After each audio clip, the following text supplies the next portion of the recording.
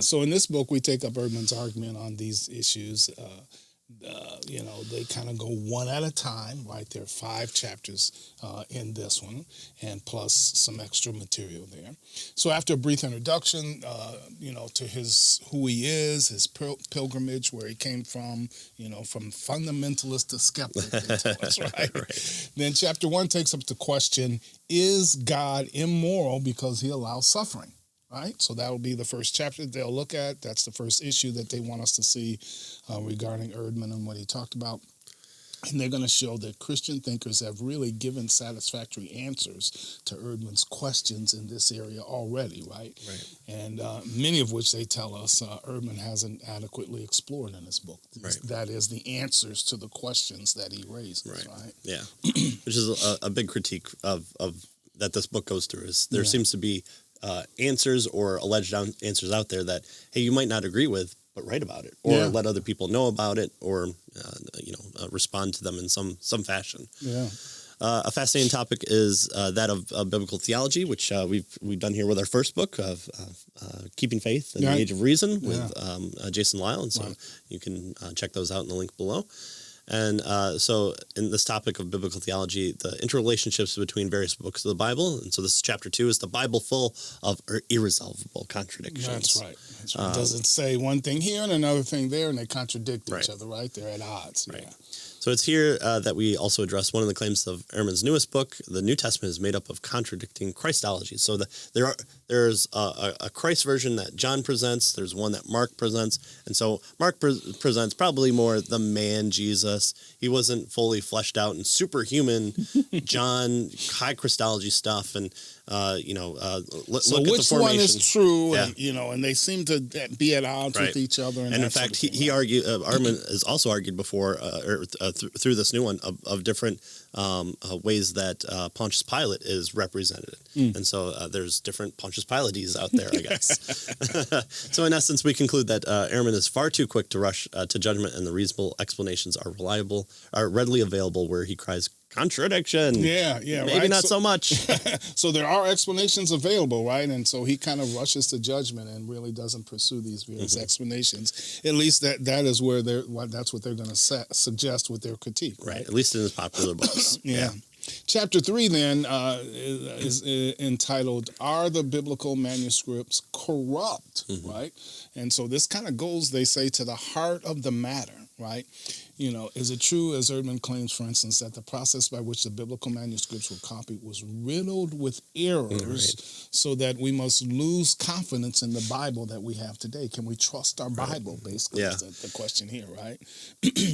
And so before I first heard of James White, I saw him in this interview where they were responding to it was called the Ehrman Project, something along those lines. Okay. And he was saying that Bart Ehrman always used, there are 300,000 contradictions found in the New Testament alone. And James White was one that corrected him. And so now Bart Ehrman uses James White's number of, there are over 400,000 contradictions in the Bible. Yeah. But what does that mean in context? Yeah. And actually, why is that kind of a good thing? Yeah. And how is that different from how we got the Quran? Very, very important. Yeah. Very interesting stuff if you get into it. It piqued my interest. Yeah. I went down rabbit holes for this one. Well, good rabbit holes. So what they're going to show in this chapter about biblical manuscripts corruption is that Ehrman's skeptical outlook has unduly flavored his assessment, right?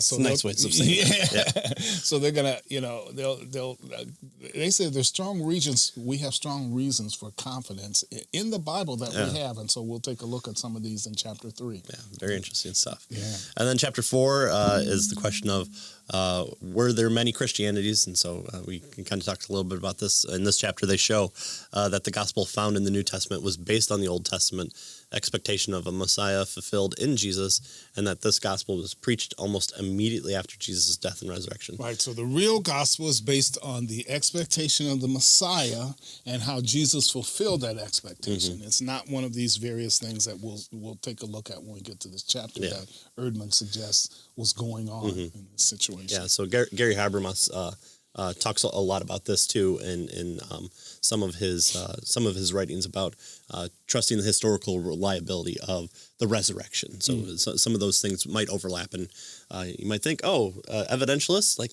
yeah, we're going to talk about evidentialism and presuppositions. So we'll cover that in a little bit here. Chapter 5 then asks the question, are many biblical documents forged? So again, we're going to look at the scriptures, the documents, because there's some issues with regard to the documents that Ehrman, raises. And so this takes up the matter of the authorship of the New Testament documents, right? Right. So in this chapter, they're going to tell us that we have good reason to believe that the professed authors are the real authors of the New Testament.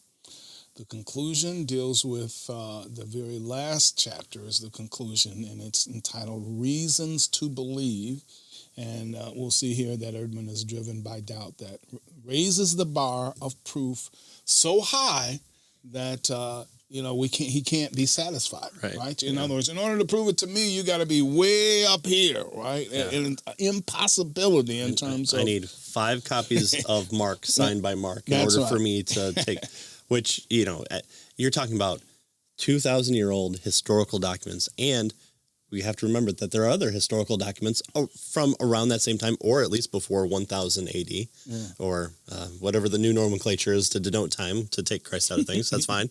And so to have an expectation that you don't apply to anything else, to believe things like, did Julius Caesar exist? Right. Well, only if I have an attestation of hypotheses and I need 6 versions of his books, and I need them from 4 different regions. Right. And only if they've been willed through family lines for generations. Yeah, all right.